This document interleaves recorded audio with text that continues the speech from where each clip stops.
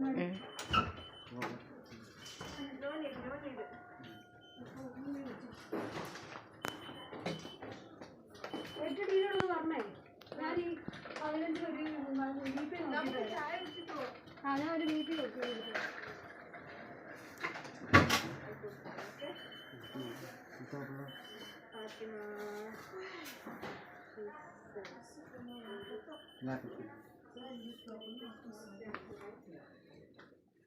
Yan ang kasi dun sa church.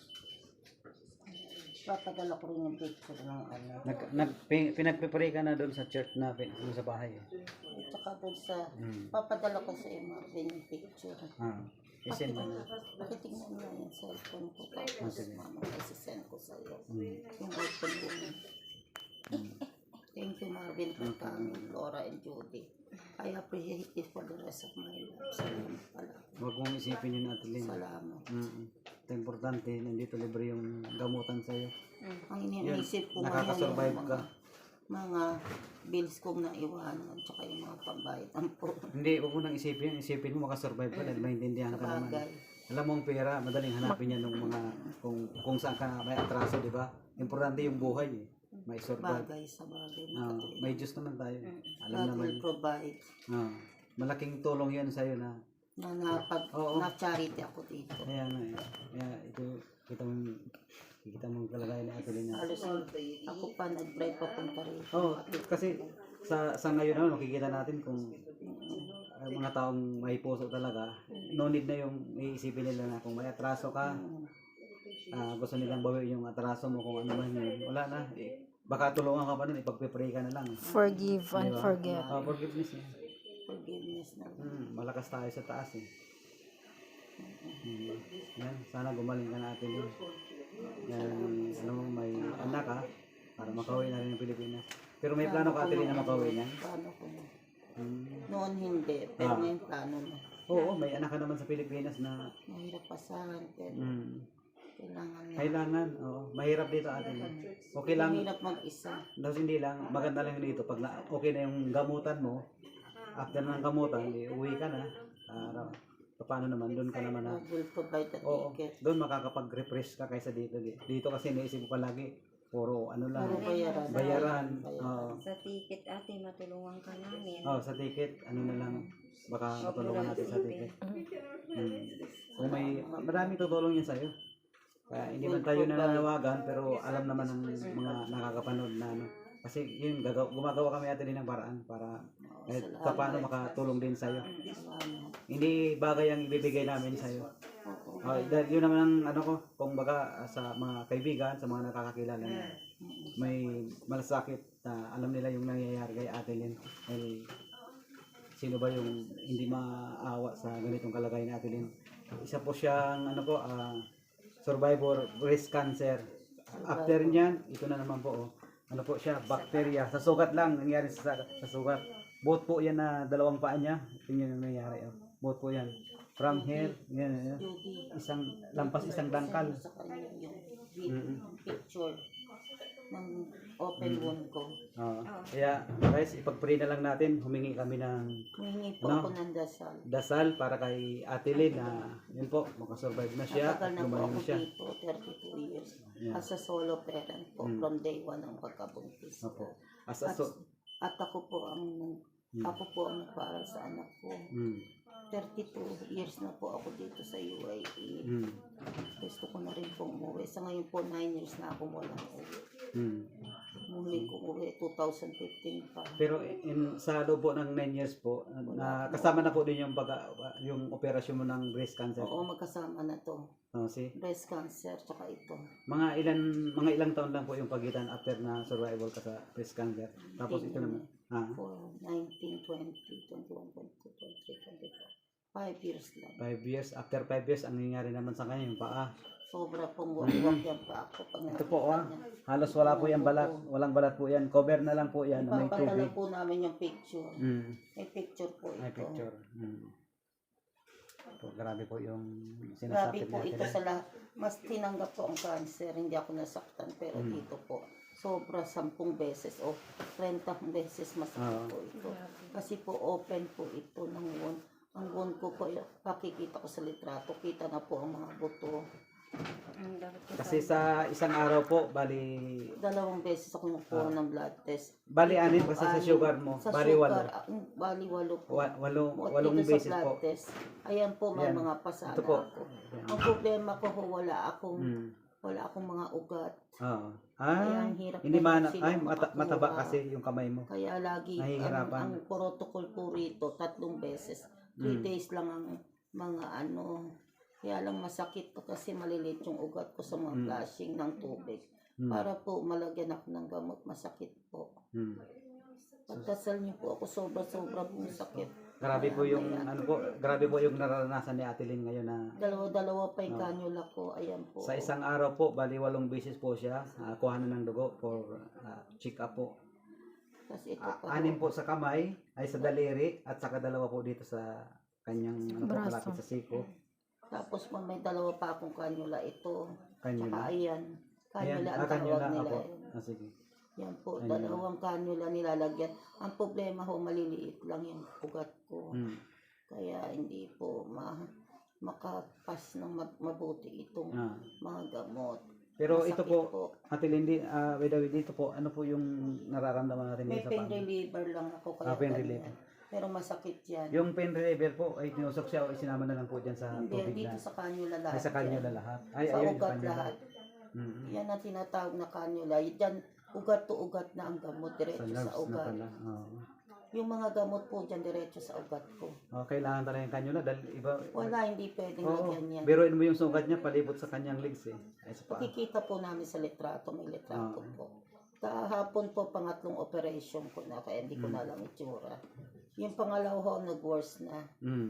Pati yung first, okay pa eh. Yung pangalawa po, kahit ako hindi ko matanggap. Kaya papakita na lang ho namin lahat ng litrato. Ang nangyari lang po nito, bali nasugatan lang po siya sa tungkod niya. After po nung nasugatan, ito sa left side, nasugatan lang po ng tungkod niya. After po Yung sa niya, right side, hindi ko alam na may sugat. ay sorry, ayun. Kung baga Ate Lynn, parang naging both of side na lang na. Kaya naging both side. Dito sa kaliwa, oo, inaamin ko. Nasugatan ng baston ko. Tapos, naulit-uli. Tapos yung isa sa likod, hindi ko alam na may sugat ako dahil likod po ng paa, likod ng legs, wala pong sakit kahit ano. Nagugulat na lang po ako may tubig na. At saka humalala na nung makita na. Kaya mag-ingat po kayo sa katawan nyo. Ikutin nyo kung may asawa kayo. Kung may sugat na maliit, ipagamot po kagad. Kasi ho, pwede mangyari sa inyo ang nangyari sa akin. Napakasakit po. Masukan kayo ng bakterya, infection sa loob ng katawan nyo. Buti nga ho naagapan kasi umaakit siya eh. Dati maliit lang yan eh. Ang laki tuloy ng kinain ng laman. Laman po, wala na yan. Tissue, wala na po.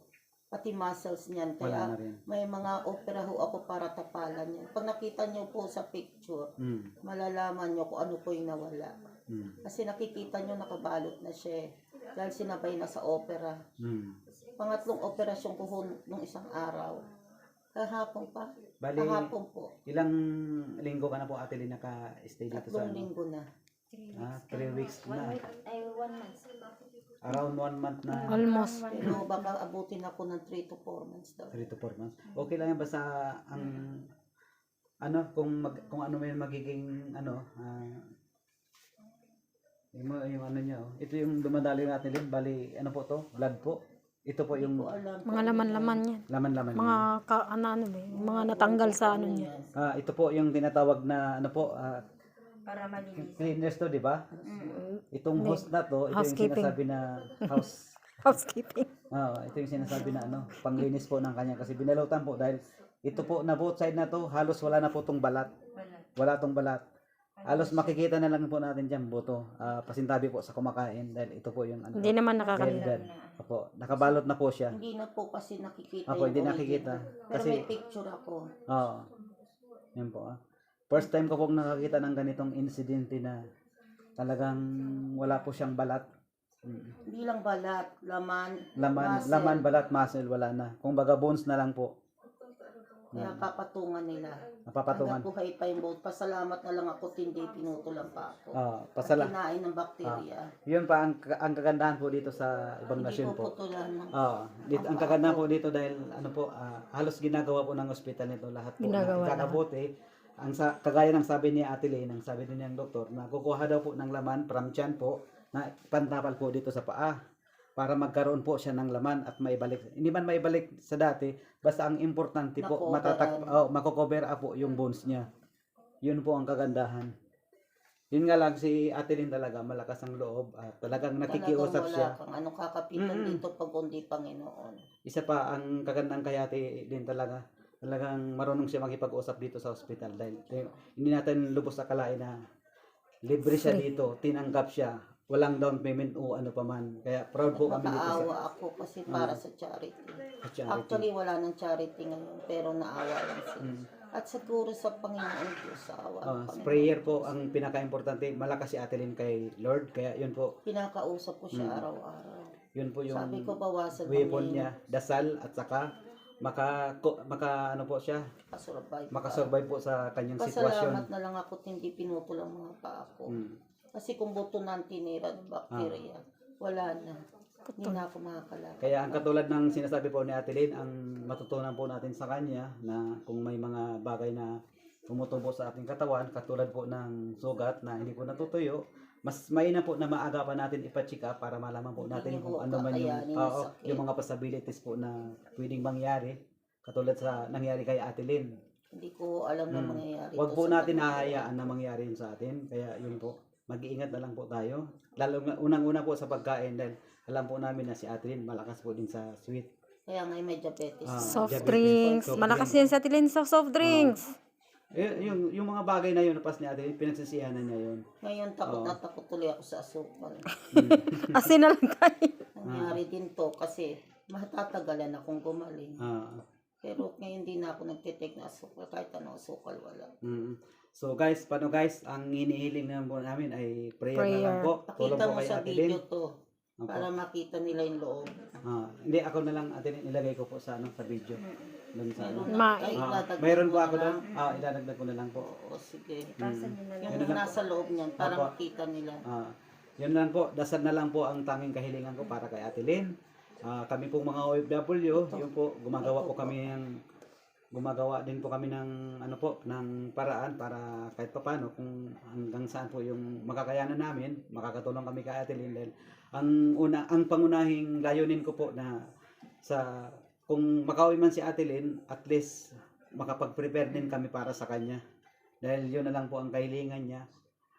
9 years Maging na po okay po walang siya, uwi. maging okay po yung lahat. Gusto na po talaga niyang, balak na talaga niyang umuwi na talaga. 9 years na po ako walang uwi. Sa loob po ng 9 years, si Ate Lynn po ay breast cancer survivor. Tapos ito na naman po yung nangyari sa kanya. Kaya sa 9 years po, grabe po yung dinanas ni Ate Lynn dito sa ibang nasyon. Yan. Mabuti na lang po, ang kagandahan nito dahil yung hospital ay napakalaking tulong po. Wala pong may mga babayaran naman po na, pero hindi naman po kalakihan.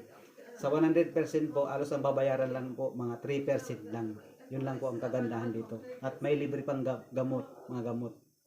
So, paano guys? Prayer na lang po. Dasal na lang po ang kahilingan ko po para kay Ate Lynn. At Ate Lynn, ikaw na lang kung magsabi kung ano man ang ano mo. Gusto ko sabihin.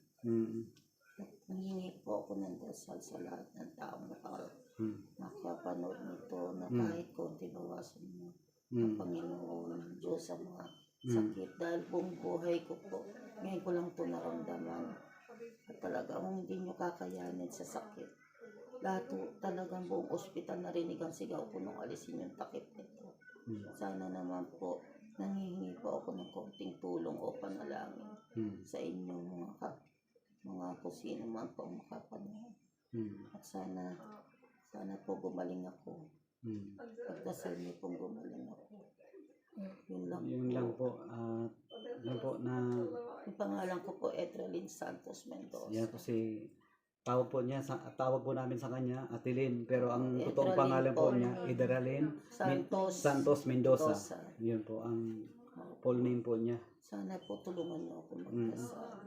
Kaya mo Ate Lynn, dahil spread natin po 'yan at pupunta pa ako dun sa church para makikipag-usap na para sa prayer natin para sa pag-survive ng iyong Huwag ano niyo po akong gagayahin kasi pinuno ko pong isip ko ng pagbabayad ng visa. Mm. Pagbabayad ng kotse ko para ma-register dahil doon na ako nabubuhay. Doon lang Nandun po po yung focus ko kaya nawala ang focus ko sa katawan. sa katawan. ko. Yun po. Yun po, kaya wag niyo akong gayahin. Mm.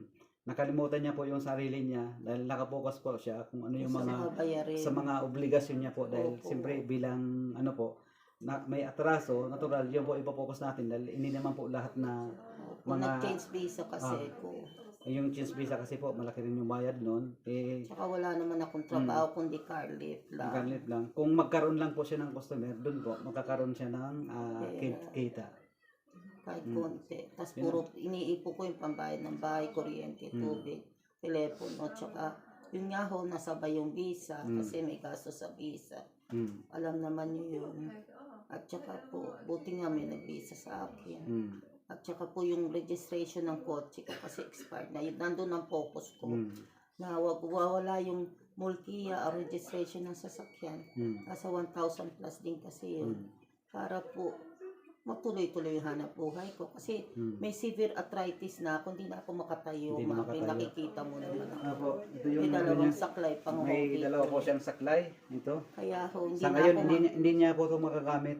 kasi nga nakabedridden Mahabang po ako. panahon pa bago niya magamit ngayon kasi ngayon po bedridden po siya. Kaya dyan po nakafocus at hindi na ako makahanap ng trabaho. Mm. Kasi po hindi na ako makatayo ng maayos, hindi na makalakad ng maayos. Mm. Kaya ho wala nang tumanggap sa akin. Mm. Kaya lang ho ako nagpabisa para nga ituloy yung session ng aking cancer. Tapos po, kahit paano, maswerte po ako, nagkabisa ako dahil kung hindi, saan ko kukunin ng pampapagamot Yun dito. po. Ah. Kaya good things po nagkabisa ako, hindi ko pinagsisiyan magkaroon ng visa dito. Mm. Kasi malaking tulong po yung pagpapagamot dito. Kahit paano eh. Yan po ang sinasabi po niya, hindi po Kaya hindi po ako tamad. Ah. Wala po ako, itinanggal po ako sa taxi dahil sabi, yun ang sitwasyon ko na hindi na ako makalakad. At hindi na nakikita nila yun eh. Kaya hindi ko na kaya magsilbi sa taxi. Inalis po ako. Pero 6 years taxi driver po ako. matagal din na panahon pala 6 years. Pero ho dati magandang trabaho ko. Yun nga lang ho nagpaaral ako as single parent. Wala ako naipon. Mm. Tapos isa pa, hindi ka talaga makakapag-ipon dahil alam mo sa survival ka pong breast cancer. Doon pa lang mauubos na yung pera mo doon eh. Totoo yun. Mm. Tsaka ho, hindi po yun eh. Siyempre, nagpaaral ako ng anak. Nagsuporta rin ako sa Sa magulang. pamilya niya, Opo, nagsuporta. 6 years na akong taxi driver. Wala akong pera sa driver. Kaya yun po, hindi lahat po na nasa abroad, malalanda po yung buhay. Totoo yan. Kung mapunta po kayo dito, malalaman natin po kung ano po yung kalagayan natin ng mga Sa kababayan. pagiging taxi driver ko, doon ko naranasan ng hirap din. Lahat ng hirap hanggang puyat, pagod, pinipilit mo lang makakota ka. Para magkaroon ka lang ng 2,600 na ibabayad mo rin sa mga bills mo. Kaya mahirap po ang pera. Kaya grabe po ang pinagdaanan ni Ate Lynn dito. In 32 years po. Sa loob ng 32 years. Yun, wala po siyang naipon dahil po wala po siyang source of income na tuloy-tuloy. Hindi lang yun, single mother. Single mother pa po siya. Tapos yung magulang ko pa. Yung kapatid ko pa dati. Pero at least po kung nakikinig man sila sa ngayon, alam po nila yung ano po, yung mga dating tulong mo sa kanila. Sinasama ka rin nila sa prayer na maging okay na po yung kalagayan mo. Malaking bagay na rin po yun. Malakas tayo sa taas. So paano guys, maraming salamat po sa hinihiling ko po na prayer para kay Ate Lynn na sana gumaling na siya. So sa susunod po guys, babalik kami dito at para malaman namin kung ano po yung dapat na kung ano po yung ano naman na mga gagawin ni Ate Lynn dahil kami po na magkakasama dito kay Jody, kay Flor at sa iba pa na gagawa din kami ng paraan para makabili ng ticket para kay Ate Lynn na dahil balak na niyang umuwi, di yun, shoulder na lang po namin yung ticket po. 9 years. Nag-iisa po ako dito. Para sa ticket at saka sa ibang bagay po. Sa 32 years wala akong pamilya dito. Solo parents, solo Kahit niya yung wala ho kanya. akong kamag-anak kahit isa rito. So, Kaya ang hirap po. Gusto ko Paano na yan? umuwi. sige, yun na lang po ang kailangan natin na si Ate Lynn Pag okay na yung lahat, bibigyan natin ng ticket. Gusto niyang umuwi. Prayers na lang kay at maraming salamat po sa yun po sa para gumaling na po si Ate Lynn sa prayers ninyo. Hindi pa nyo nakakawa pero nagpapasalamat na po kami. Okay guys, thank you guys. Ate Lynn, maraming salamat po. Sana gumaling ka na. Okay po, at sa mga kasama ko kay Flora at saka kay Judy. Salamat, Flora, Judy. Okay. Okay, thank you guys. Bye-bye.